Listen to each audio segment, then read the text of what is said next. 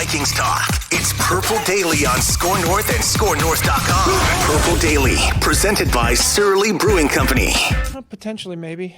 Stay healthy. If the offensive line keeps improving. I think, we obviously miss Irv Smith. He's a terrific player, but I think Conklin's done a good job, and we got good receivers. So, doing a good job. We just got to keep it up. Yeah, that's right. Football. Yeah, football. Oh, look who it is. Oh, it's former Super Bowl offensive lineman, former Viking. It's Alex Boone. Hello, Alex Boone. What's up, guys? How are you doing today? It's all about football, man. Yeah, we're sitting over here. We're cutting our football into 15 Football. pieces. We're eating it. It's very exciting. This is Purple Daily presented by Surly Brewing Company. It's Mackie, Judd. It's our executive producer, Declan. It's our football-loving friend, Alex Boone. If you guys are watching us as well, Daily Vikings Entertainment on a TCL TV, we appreciate you. You're supporting the show because TCL has a new lineup of award-winning TVs delivering the most entertainment with stunning resolution at an affordable cost. Enjoy more of the things you love with TCL. Gentlemen, the Vikings are on the board. Let's all give them a round of applause. They finally won their first game in like 8 or 9 months. And Alex, and they blocked well. So I know we're going to do a lot of meat and potatoes offensive line discussion with you today, but I don't know if you guys are ready for it, though. I'm going to be honest with you. I'm fired up today, man. I don't know if it's the win over Seattle or the fact that Stefanski's coming to town, but, dude, I'm super stoked It's right now. Stefanski week, you guys. It's Stefanski week. Yeah. It's Kev week. I knew him back when. He was Childress' guy in training camp in 2006 to monitor the weather conditions. Childress called him Tommy Doppler. Childress would be like, can we practice? Because there's lightning right there. And Stefanski would take his phone out back then, 2006, and say, no, it's going to pass just towards the west so we can practice. That was Stefanski's job, and now he's one of the most successful head coaches going. Hey, we all start somewhere, right? I mean, good for him.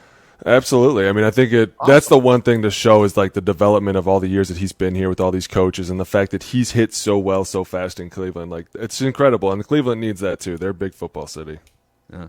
So how many times did you run into him at practice when you were with the Vikings? Give us a little behind the curtain of Kevin Stefanski. Oh, dude, Kev was super cool back then because he was like, what was he, the running backs coach or the quarterbacks coach? And he was like in this picture. How do they just move guys around, by the way? All right, you're going to be the running backs coach this year. The next year, you're going to be the long snapping coach. It's going to be great. Well, I think it's easy. Because they're if you're involved in the offense enough, you figure out how everyone else is supposed to be. And then really it's just the OC. I mean, as long as you're, you know what system he wants, what the plan he wants, how he wants it executed, things can be easily taught. And what are you going to work on as a quarterback in the NFL? Accuracy, timing, stuff like that. Like, even as an offensive lineman, you figure it out after a year. Like, okay, these guys are only really working on this right now. These guys are only working on this. I mean, as the season gets going, you start working on more plays than anything. You're not like, hey, we need to develop guys. You're like, hey, we need to make sure this rhythm is right. So everyone has to be at full speed. And Kevin was always so chill with everything. I remember he always laughed a lot. Like, he always had a smile on his face. I remember when I was around him, I was always in a good mood. So I like to be around him a lot. And it's hard because, like, you have to pick your battles with these coaches. And sometimes you need to go talk to a coach you're going to get yelled at. Like with Kev, you just go over and tell a joke, and he'd start laughing. He'd be like, you're so right. You'd be like, God, this guy's the man. Like, he knows how to make me feel good. He didn't even say anything.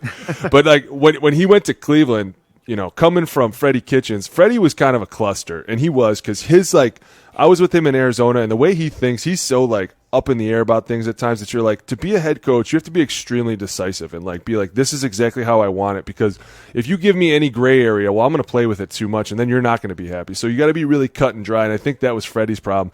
But Kev got in there and was like, boom, this is how it's done. I've been on great teams. This is how we need to be. Obviously he was here when they went deep into the playoffs in 2017. So he's like, I have a formula of what it needs to be like. And now I have the players. Let's all put it together. And they had a great roster when he got there.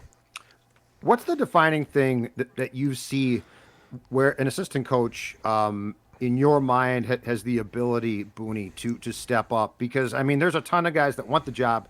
But what are the key things that a guy like Stefanski, who's still, a young guy, what does he have going for him where you say that guy could definitely be a head coach in the NFL?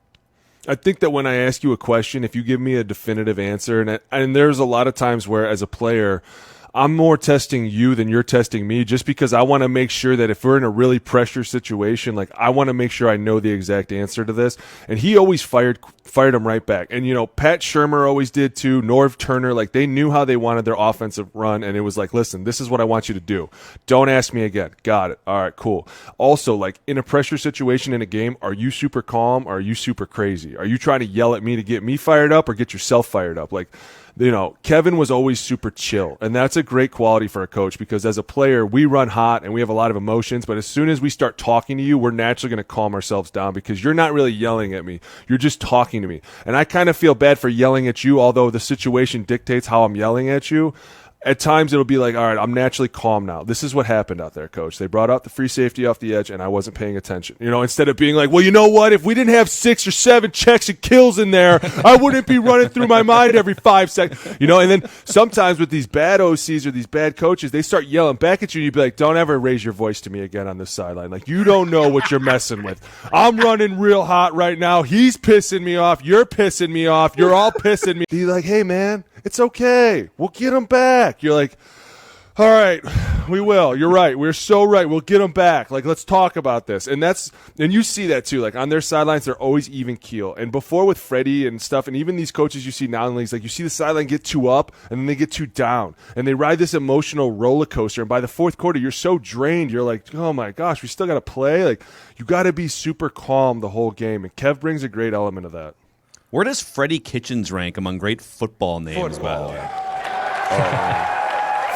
Freddie Kitchens, dude. Vic Fangio, like it's right in that mix. Mount Rushmore of great football names. Freddie Kitchens' name is perfect for him. Like he is just an absolute he looks like savage. He looks like hey, it. You've never met this Freddie guy. What do you Kitchens. think his name is? You're like, hey, looks like a Freddie, like a Freddie Kitchens, probably something like that. Yeah.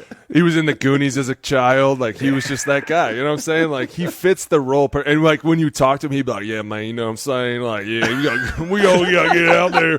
He come in the O line room in Arizona. He'd be like, "Man, it's gonna be a pressure situation week. I'll tell you what." You'd be like, "God damn it, this guy's killing me today." He's got a piece of straw hanging out of his teeth. Oh yeah, he just, "Hey guys, what's up?" You'd be like, "Oh." Well, is this the 80s? Jesus. How did he get the job then? In Cleveland?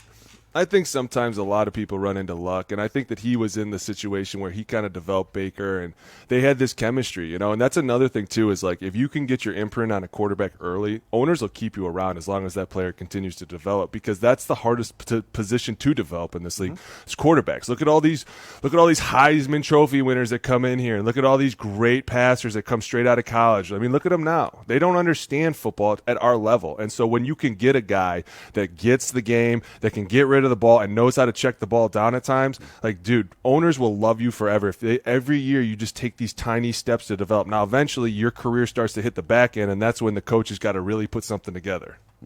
So Vikings Browns just became exponentially more fun and meaningful because the Vikings beat the Seahawks at home this last weekend.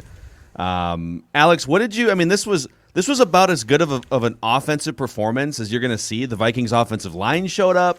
Our guy Kirk wasn't just putting up numbers in garbage time. He was making laser throws on third down. I think all of us were teetering after that 0-2 start on. Yeah, I know it was 2 close games, but there's just a lot of cracks in the foundation. So what did you see and how do you feel after the win over the Seahawks? Listen, to be fair, and I know people say sometimes I'm too judgmental, but I am because when you play at that level and you're expected to be at that level and you know what the coaches are saying on days like today, it's easy to turn around and say what the truth is. But this team was 0-2 for a reason. Like, you just didn't make the plays to win the game. Now, you look back at this game against Seattle, and what I love, number one, is that they came out firing like Seattle did. Like, Seattle came out with a plan, and the plan clearly was to be like, what's up with DK? Kid's running hot and emotional. Let's get him the ball and see what he does. They drive all the way down the field. Now, what I love is that they turn around and they drive all the way back. Like, that shows a team like, hey, listen, you only drove down the field first because you won the coin toss. We're here, too, to play with you. And that, to me, shows a big resurgence of this team. Like, you're 0-2, your back's against the wall. And credit Zimmer. Like, you know what to say to people when your back's against the wall. Some coaches have a hard time with that. They have a hard time telling you the truth. Like, listen, guys, we're in a real funk, and we got to pull ourselves out of it, or this can be a nasty year. Like, Zim knows how to do that. He's that coach. So they came out firing back. And you talk about, like, the way that Kirk was playing the whole game, like getting the ball out. And at times, he had a lot of pressure in his face that I think goes unnoticed. And I think the problem with Kirk is this, like, there are times where he can sling it in there and you're like, wow, that was a bullet. And for example, the first touchdown to Conklin was a bullet.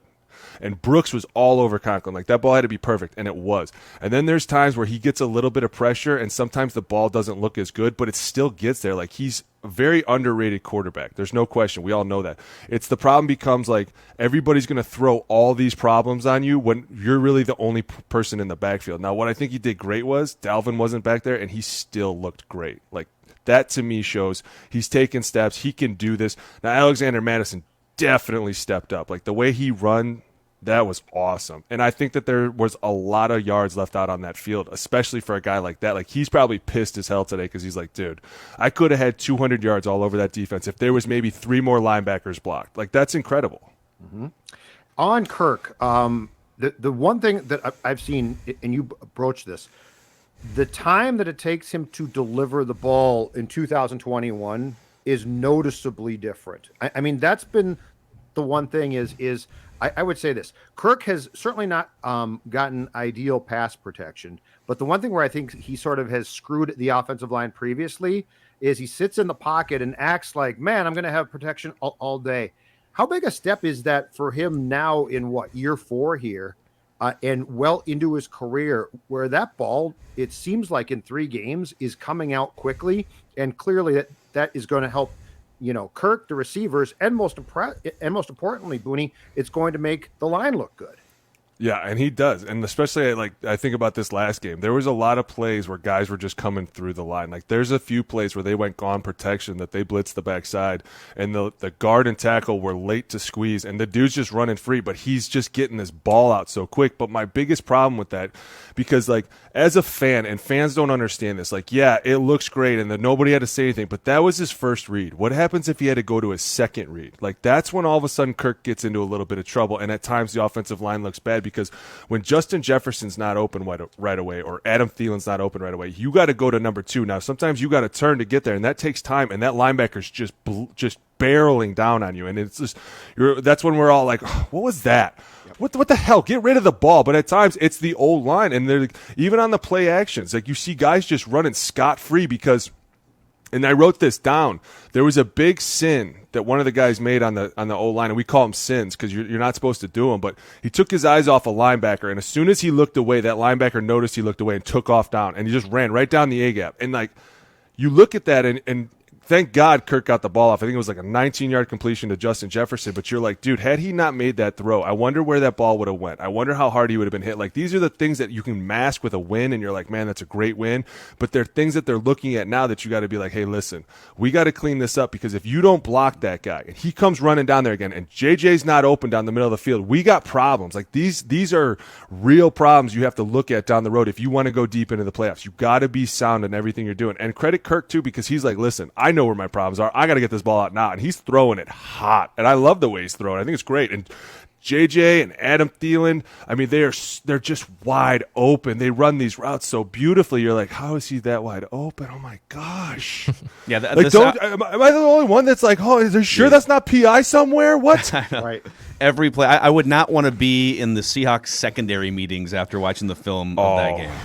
Let me tell you what. There's going to be games probably starting this Sunday where the Vikings aren't just going to get Judd had the stat. Was it Justin Jefferson's receptions? It's he was an average of 5 yards away from the closest defender or something. Yeah, I mean, and that's good route running too, because he's just really good at football. But that's another thing that's so fun about this offense is if you look at it, you think to yourself, and this is where I think Irv Smith and Zim kind of said that in the beginning of this show, but he's like, we miss Irv. They really do. Because if you have Irv Smith, he got bigger, he got faster, he got stronger, he got better. Obviously, he's another year in this system. He's going to be a huge focal point. And right now, teams are looking at it like, well, hey, we got to stop these 2 guys. If Conklin makes all these plays, we're cool with that. We can live with that because our linebackers better chase his ass down. But when Irv Smith comes back, there's going to be a real problem. Hey, listen, this quarterback's running red hot, and these receivers are just too fast to keep up with. They run too smooth. What are we going to do? And that's when you get Dalvin running full speed, and that's when dangerous things can really happen. The good news for the Vikings is Tyler Conklin provides good insurance for Irv Smith, much like Federated provides good insurance for your business. That's right. If you're a business owner out there and you're looking for peace of mind, a better night's sleep, and frontline protection for your bottom line, for your employees. Hit up our friends at Federated. They've been around for over 100 years. They're based in Owatonna. They even support Minnesota sports teams, so they're masochists just like we are. FederatedInsurance.com. And remember, at Federated, it's our business to protect yours. Also, Moon Motorsports in Monticello is a big-time friend of the show here. And they've got more major power sports brand under one roof than any other regional dealer. Largest selection in the region, making it the most exciting showroom experience in Minnesota. You can stop by, you can drive out to the edge of the metro area and just see them in person in Monticello, or you can check them out at moonmotorsports.com. That's moonmotorsports.com. Get those nerds! Nerds! To your point about Kirk and getting the ball out, this is the first of maybe like 2 or 3 nerd football stats of the week for you guys. So Pro Football Focus has what they track as essentially pressure percentage. So what percentage of dropbacks did the offensive line allow a pressure of some kind? And this is offensive line pressure, not like a quarterback running his way into pressure.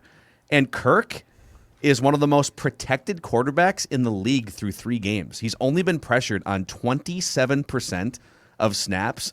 And Boone, I think we criticize Cousins because he's not the best when things are breaking down. Like in the NFL, things aren't going to be perfect. You're going to have to improvise. You're going to have to flush out to the right on a 3rd down play, right? Like your offensive line's not going to hold up all the time. And in those moments, he's not always good. He was good in those moments on Sunday. But when you give this dude a clean pocket and he has, 3 seconds to throw or whatever it is, he's legitimately one of the best quarterbacks in the NFL. And so if they can keep doing this, he's going to keep putting up numbers. Agreed, 100%. And not only that, but when you talk about starting to have a clean pocket like this, if Kirk can get into a rhythm, we all know he can make those throws. We all know he can throw strikes. Like everything about that, we all know he can do that. If you can just give him a little bit of time and get him into a comfortable pattern, like I feel like that's always the problem with these quarterbacks is that at times they just get ruffled or they get off their spot, and all of a sudden in their mind they're like, oh my God, I got to get rid of the ball now, because they know that if a little bit of leakage could lead to a major problem later. So it just starts pushing them through their progression so much faster, and we see them make more mistakes, and you're like, what is going on out there? And then you forget, well, he got a little hit in the first quarter, and now all of a sudden his mind's racing, and I know where this goes. Like, to me, that kind of happened to Russ this last game. He got a little bit of pressure on him, and we went right back to last year, right? Like, everyone now is like, man, when's Russ going to want out? Because he's getting this pressure, and in his mind, he's like, I got to get away from it. All I know is how to get away from something, and all of a sudden we start rushing these throws, and the back end starting to solidify itself against our receivers. Boy, now I'm in a real trouble. And that, to me, is kind of like what goes on with these guys. But if you can keep Kirk comfortable for enough extended period of time to let him get into a great rhythm, this team's unstoppable. There's no question. So what do you think? Big win. I get that. But you're 1-2, still have 2 more games at home coming up, Booney. What do you think the film room was like Monday? Like when they went back, because fans now are saying great game, and offensively it was fun to watch. But just from your experience, how happy were they, and how much dissection do you think that there was of flaws that we don't necessarily focus on from that game? I think that, like, when it comes to the team meeting, I'm sure it was, I could probably tell you it was like, listen, guys, we did it. We got in the dub column. We got that off our backs. Let's keep going. Let's move forward. I think now it's kind of like, hey, we know what it's going to take to win a game. Now let's go look and see how we can make it better. And it's when you go into the offensive room, it's going to be like, hey, we did a great job, guys. We were great in these stats, these stats, these stats. We need to pick this up here. But when you go into that old line room, that's when things start getting really knifed up. And it's kind of like, hey, listen, we can all toot our horns and be really excited, but there's a lot of things we got to clean up. And especially like in the run game, like losing Dalvin was everyone thought it was going to be a huge piece, myself included. Like, that's a big rock to lose. But then Alexander Madison stepped up in a big way. And when you look at that, there were so many yards left on the field. Like, there was times where he wasn't getting touched till the linebackers, and the only linebacker that got him was the backside linebacker, because they were smart enough to start playing this, like, it's called like a bear defense, where you put 3 guys on the interior. Love the bear defense. Here we go. Yeah, Bengals play the bear defense. Right? Yeah. Oh yeah. Baby. And that's what people do. And that's what people will do when you start running the ball, because they're like, hey, if we can stop this core, we can keep our linebackers free. Like, it's the old Mike Singletary defense, where you're like, if everybody's busy up there, then these guys don't have to worry about getting touched. And credit them, because at times in the game, like, Bradbury at times is just not big enough to go through nose guards. And there's going to be times, especially in this season, now that people have started to pull out this Bear defense, that people are going to be like, hey, listen, if this center can't get through, we got a free linebacker going coast to coast.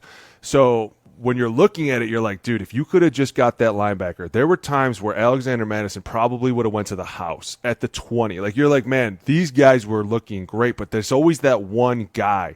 And that's what the film room is today. It's like the harshest criticism, because it's like, listen, we won, but imagine how much better it could have been. We could take all this pressure off of ourselves. We don't have to worry about giving up sack fumbles and all these pressures later, because these guys are just trying to figure out how to stop the run. But if we're only getting 7-8 yards a run, well, defense is like, whatever. We'll stop them eventually. But if you're busting out these 20-yard runs, well, now they're like, dude, we got to go back to base. We got to put in Brian what is his name? Monet, where he's like 375 pounds in the middle. And then that's when you're like, all right, well, you want to play base? Well, here comes play action, because guess what? Those guys aren't meant to pass rush. We'll just let our old line go after them the whole game. And that kind of has a double-edged sword too at times, but for the most part, that's what you want defenses to do. And they did it this last game, and I'm just saying they left more yards out there that they could have had. All right, this conversation. Oh, go ahead, Alec, or go ahead, Dex. I was going to say quickly, like, Boone, what I don't get is, like, his rookie year, Madison was awesome, right? Like, I know Dalvin missed some time, so he got more looks, but last year I felt like he was just buried, and Dalvin's a monster. Dalvin's a better running back than Alex Madison. That's obvious, but how the heck can they get Alex Madison more involved and more touches? You were just talking about the Browns off the air. Like, they use all of their backs. Yeah. Like, how do they figure out a way to cook up and use all of their backs? See, this is a problem too, though. Like, eventually you could be like, man, you got a lot of star power, but everybody's got to get the ball. And so you start to wonder, like, how are you going to fit the ball to everybody? Because you got Justin Jefferson out there, you got Thielen out there, you got Irv Smith coming back, you got Dalvin. Like, Alexander Madison on the pecking order is probably not even in the top 5 of guys to get the ball. So you got to say, hey, listen, on all these opportunities, like, if I'm going into this, I'm saying, hey, listen, any third and short, we're going to try and just start running the ball even more. Like, if we have to, because the way that he runs those, we used to call it a blunt, because you were like running into a blunt object. It was like a zone out of the nickel, and we always called it a blunt. If you run those, dude, it spreads these defenses out. And we saw it last week where they'll go like, 4 receivers wide, and all of a sudden you got one in the backfield. It looks like a straight pass rush, and then he just hands it off. And it's like these read runs you see all the time. But if you can get him more involved in something like that, the problem becomes, like, Dalvin's so special every down he touches the ball that it's like, I don't want to take away from something that could be so incredibly amazing to something that, yeah, might get us a first down. Like, that's such a hard thing to, like, mitigate. All right, Dalvin, you're going to sit this one. Alexander, you're like, it's like, dude, how are you going to sit this guy? I mean, I know the dilemma coaches have when they're like, you can't run them too hard. I'm like, I know you can't, but you have to. Like, you just got to run these dudes because they control the game. And credit Alexander for stepping up when Dalvin went down, because I don't think I thought he was going to have as big a day as he did, but man, he looked good.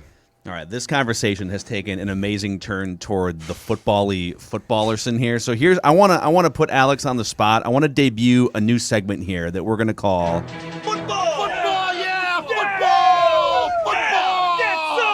Alex teaches us the anatomy of an NFL play. This is Spider 2 snag. Not why being the Yo, you don't know about no Spider 2. But that's Spider 2 snag, and he knows what I'm talking about when using Antoine Bolden as the fullback. Me and John Bob used to do this with him. You want to see something funny? I was writing down a note. So they scored a touchdown on this play right here, and I wrote down the actual call of it. It was 3. I don't know if you can see that. It was 358 Ohio, touchdown to Tyler Conklin. I was like, dude, they're just pulling everything. And it could have been a scorpion too, but dude, it's so fun to be able to watch these plays and be like, I know exactly where they got that from. That's what I want you to do here. Give us the verbiage of like, you've got to have your favorite plays that you've blocked and whatnot. Give us the verbiage of a favorite play of yours. Could be, something you see on film, could be something from your playing days, and then explain what the verbiage means to us and what the play is. I mean, dude, my favorite play was the most simple play. Like, I right 97 power. Like, you're just lining up in an I formation and you're running the ball right down someone's face. Like, that to me was fun. But then you'd get into, like if I was to go into a G-Row, and I have all these old tests that I probably should have thrown away, but you know me, I'm obsessed with this stuff. So I used to keep all my tests. And, like, now when my kids come home from school and they get, like, a C or something on their test, I'll pull out one of mine that says, like, excellent across the top with 1,000,000 notes down it. I'm like, maybe someday you could be as cool as me. They're like, you're such a loser, Dad. How do you still have your tests? I'm like, because I'm cool. But It used to be like you go into the huddle and it would be like, all right, Kaepernick would say something like, all right, hey, check with me. And he'd say, pistol right, 97 power, alert, 358, dancer, kill, 97 blunt. And you'd get up what there. does the dancer mean? So dancer, and this is a route that we run in my 4th grade team, it's a go-go route. And you run a swing off of it, or you'd run like a post with it. So you'd run the 2 guys outside are running, they're clearing house, and then somebody's coming across the middle to run something. So we would do like a ton of those, especially when we had Randy. They loved sending Randy down the field. But you'd get up there, and it would go like this. 2 high, 1 high. If it was 2 high, you always want to run the ball. Why? Because there's less guys in the box, especially for us. Anytime we had a 2 high, it was an automatic run. We were never going to throw it because we just wanted to punish people. And then all of a sudden, like, he'd start into his cadence, white 80 hut. You'd see somebody start to trickle down, and he'd go, alert, alert, alert. And that would put you into the pass play. Now, if he got up there, and Giro would say, if we see this defense only, and it'd be something like a 57 front, which is very unheard of. 57 is counted as the 5 in the front tells you it's an over defense. And then the 7 in the back tells you that the will is on the ball. If it were 9, all the linebackers would be off. If it was a 5, the Sam would be on. It's like a really messed up system, but if you pick it up quickly, I know, you can learn it. Wow. So he'd sit there, and all week he'd be like, listen, this is a defense they pull out every once in a while, and they want to mess with people, we're going to mess with them too. So we're only going to run this play. And a lot of times it was a specialty play, like against Detroit one year when they had Ndamukong Suh. If they lined up in a true over front with everybody off the ball, we would run a crunch play. And it was a 3-trap system, and 3 guys would go up and 3 guys would trap. It was the most badass play you could have ever thought of because all the big guys, when Sue was in Detroit, they were all taught, get up the field, go, go, go. So we would all just invite them up the field, and then the tight end would come from 3 people down, and boom! You just smash him right across your face. And that was Delaney Walker. And you know Delaney Walker hated people. So he was like, I'm going to kill everybody. And then we had Vance doing it. I mean, it was so fun. But the problem was you'd get into some really pressure situations where the crowd noise would be really, really loud. And like Seattle, I remember the Saints was really loud. Kansas City was always loud. And you would try to be like killing and alerting things, and you're trying to have a conversation, and like at times nobody can hear you. So that's why we all went to like fingers and stuff like that. Like it got so intense at times that it was like, guys, this is too much. And they were like, it's not enough. And you were like, okay, you're right. This is outstanding. Inject it all. So how does a silent count work? Exactly. So the Browns are clearly not going to probably be able to communicate easily on nothing. Sunday. So they're going to have to go to a silent count of sorts. How do you do that, and how much more difficult does that make your life when the outside tackles, for instance, have to be, I would guess, peeking back to see what they need to see to know when the snap's going to be? No, they should never look back. As an old lineman, you're never supposed to look back, because if you look back and if you look back at the quarterback and you look back again, the defense could change and it could mess you up. Like at times when we would go silent count, our center, I fell into a really fortunate situation, and the reason I know so much about this game is because Goody couldn't look back. I love Jonathan. He was one of my best friends in the whole world, but he had no flexibility, so he couldn't look between his legs and he couldn't look over. So they came to me and they were, I know, right? A neck brace just out there. Yeah. I mean, you should have. Listen, you should have seen this guy. You should have seen this guy. He was the best. So they came to me and they were like, well, we're not going to mess with Mike. Like, Mike's Mike. We're not going to go to the first round pick and be like, you got an extra job to do. So they came to me and they were like, listen, you're going to have to be the eyes and ears for Cap, and you two are going to have a great conversation a lot. I was like, okay, cool. So me and Cap ended up obviously becoming really, really close, and we had a great system, him and I. But I would have to relay everything to Goody and then Goody back to him. And so eventually it just became a me and Cap show. But then what it would be was like I would look back and Cap and I would talk about something like, you want to kill this or what? And he'd be like, nah, let it roll. So I would give everybody the let it roll signal, and then I would slap. And when I would get back in my stance, as soon as I would set, Goody would say in his head, set hut, and then snap the ball. So it was always the same rhythm, because a lot of times you see teams, they do it differently. Some teams, their center will look to the side, look back, and then snap. Sometimes they go up and snap. Everybody has their own system. And sometimes they do like the double header where they'll look this way, and then you think they're going to snap it, and they don't. And then they look this way, then they snap. Like, it's so advanced because it's It's all about this rhythm. And as soon as the center gets set, everybody's supposed to know what he's saying in his mind, and then you're supposed to go with him. And it's if you do it long enough with the same group, it can be amazing. Or it could be a catastrophe if you keep throwing in new centers, because all the new centers are always like, well, what's he saying in his head? And you're like, you're an idiot. You've not been paying attention in these meetings? He says the same damn thing for the last 6 years. Oh, I don't know what he's saying. I'm like, oh, geez, get him out of here. Give me the quarterback. I mean, I think everything you've explained, and you're talking about just the stability at the center position, but like to loop the Vikings back in here, and I think you were included in this. Like if you go back to the last 5 or 6 years, the Vikings have used something like 16 different starting guards, and then they've used like a handful of starting centers. Oli Udoh's off to a good start at right guard, and Ezra Cleveland is young and off to a good start at left guard. So they might actually have like guards solidified for the first time. Garrett Bradbury, the jury is still out, but like if you could give, whether it's a center or a guard, if you could give the most important piece of advice to a team like the Vikings that's had a revolving door of interior offensive linemen, like what should you be looking to find in 2021 NFL? Centers got to be smart. They got to be leaders. I mean, it's, you know, you're out there, you're calling protections, right? You're communicating, but what are you looking for interior offensive line play if you're scouting for teams? I think the one thing I'm looking for nowadays is like where'd all the grittiness go? Like even you watch all these teams, and at times, like I remember when I was playing, like Jahari Evans was a great guard, and then there was guards. I mean, these guys were just so big and massive, and they would just pummel you. And now you don't see that because everyone's like, oh, well, the zone makes you have to be faster. That's really not true.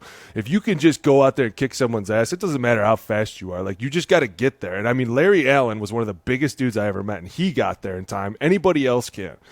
You look at this now, and you're like, I use the analogy, it's a watered-down NFL. It's all this, oh, we're going to do all these cool things, but at the end of the day, no one's really blocking anybody. And I think that when you look at this core now that they have, it's a good group of guys, and you can really do a lot with them. But number one, you got to tell them to toughen up. Like, there are times when you're run blocking and you see guys looking around like, dude, if I'm run blocking, I'm run blocking. I'm not worried about where the ball is. It can run up my ass. It can run up next to me. It could go the other way. It doesn't matter. Like, my job is to block you and then go find the linebacker. I'm not worried about where everybody is. And at times you see on film everywhere around this league, guys are looking around like, where's the ball? Where's the ball? What does it matter where the ball is? You don't have the ball. You're supposed to block for the ball. Like, keep going. And then you see these guys are getting, like, tackled in the backfield, and all these running backs have nowhere to go anymore because defensive ends who are just meant to pass rush are somehow setting the edge. Like, dude, that's embarrassing to me.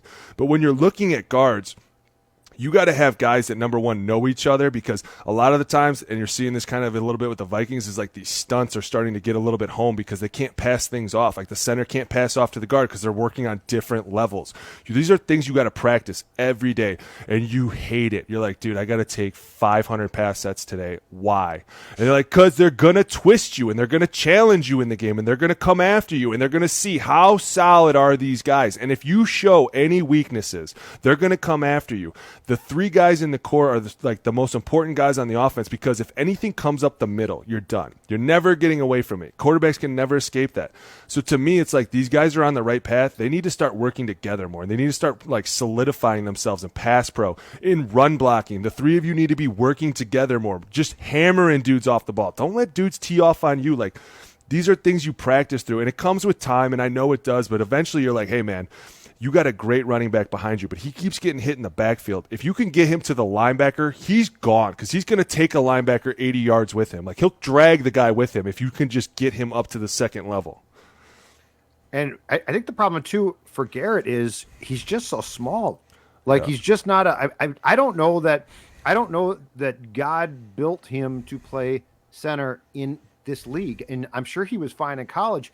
But you watch him, and it's not that he's just consistently bad, but there are times where you're exactly right. The Bengals game, he just literally gets shoved around. And I don't know if you can put on the requisite weight at this age to stop that. So, like, that's the one thing I don't get about the zone scheme is this: we got to be smaller and we got to be faster.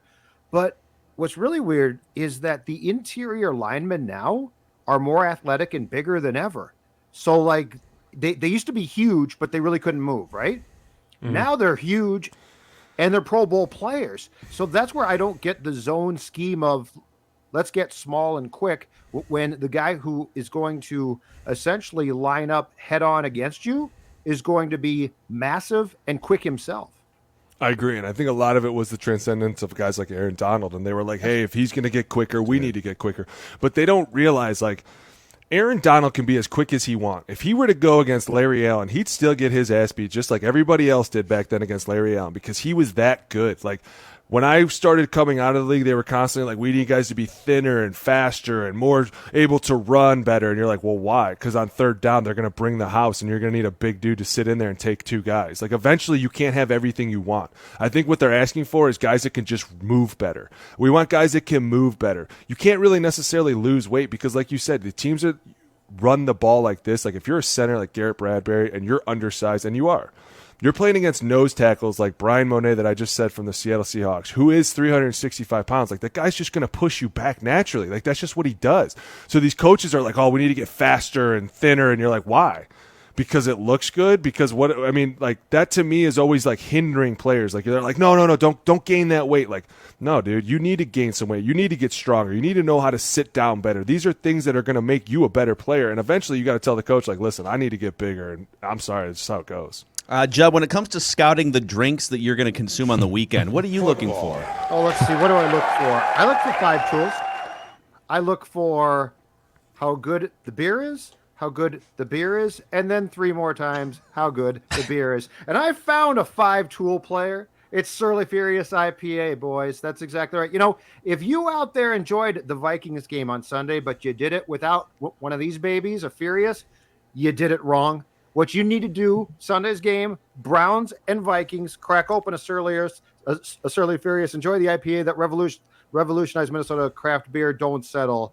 Get surly. Also, a shout out to our friends at the Minnesota Lottery and these Vikings scratch game tickets. A $5 game that can win you up to $100,000, a $2 game that can win you up to $15,000, and great second chance prizes like Vikings tickets and merch.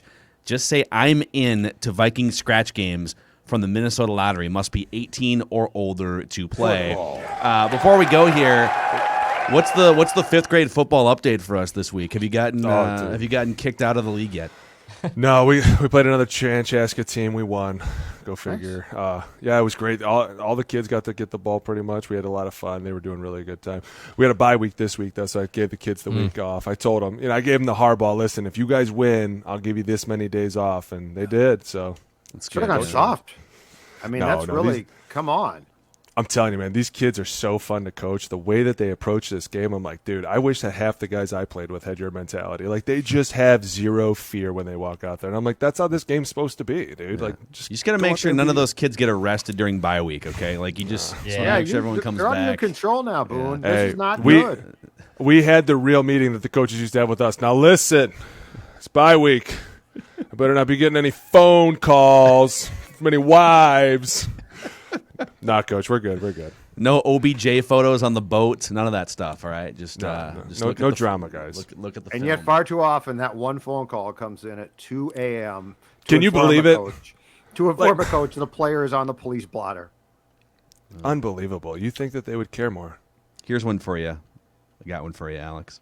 It's red left switch, Z right, sprint right G, U corner, halfback flat. Oh, Nice that's and easy. Let's walk it. Here we ready? go. You want me to draw it up? Yeah, I'll play it one more time. I already heard it. Red You said left it. switch, Sprint right. Z right, sprint right G, U corner, halfback flat. Nice and easy. Let's walk it. Here we go. Just walk it. Okay. We run this play on my team. We call it Q8. Okay, look at this. So it's okay. So it's a goal line play. So you would be like, this would be your first pylon. Where is it? This would be your first pylon. Like, this is your. Where am I going? This is your first read. This is your second read. Okay, so right? this is a close quarters red zone play here, and you're throwing to the halfback in the flat there, and he's diving for the pylon. And if he's not there, you're throwing a back pylon throw to the wide receiver. Corner. Yeah. Look at that, dude. That's football right there. If they don't do it right, there's no bye weeks off. No, it's not. So that's Alex Boone, everybody. Is that the best you got, by the way? Is that you got to give me a tougher play than that? Sprint right? I mean, these all sound foreign to us. Like, I quit football in 5th grade, for God's sakes. Right sweep right was my was my jam. Well, now fullback dive on 2. But don't they change these plays? Like what Gruden says to a play, wouldn't there be alterations to what your verbiage potentially was? It depends on the offense. It depends on the offensive system that you jump into. Like if you Gruden, if you jump into the same West Coast system, it'll be called 2-jet. If you get called into a G-Row system, it'll be called something else. Like everybody kind of has their own terminology, but they always used to say the same thing. It's a copycat league. If you see it on Sunday, you're going to see it next Sunday from someone else. Because if it beats someone, it's got to beat somebody else, right? But it's like the same. Football is the same 10 plays. It's just the same 10 plays 100 million different ways. And it's no matter what, a power is a power. A sprint right is always a sprint right. It's never going to change. And sometimes they'll throw on funky names just to help guys remember things. But other than that, dude, this is all the same stuff. Alex Boone, every Tuesday here on Purple Daily Vikings Entertainment, the Marconi finalist, Purple Daily. We're going to win it. We're going to win it, yeah. We're getting this. Now that you're here. I think we find out in 2 more weeks. So fingers crossed there. We got a late push. I love it. And don't forget tonight, Purple After Dark with our friend Realistic Randy. But you can get your dose of Alex Boone every Tuesday the rest of the season and playoffs here on Purple Daily, powered by Surly Brewing Company. All right, boys, back to the film room. See you in the showers. That's a wrap on Purple Daily. See you guys tomorrow.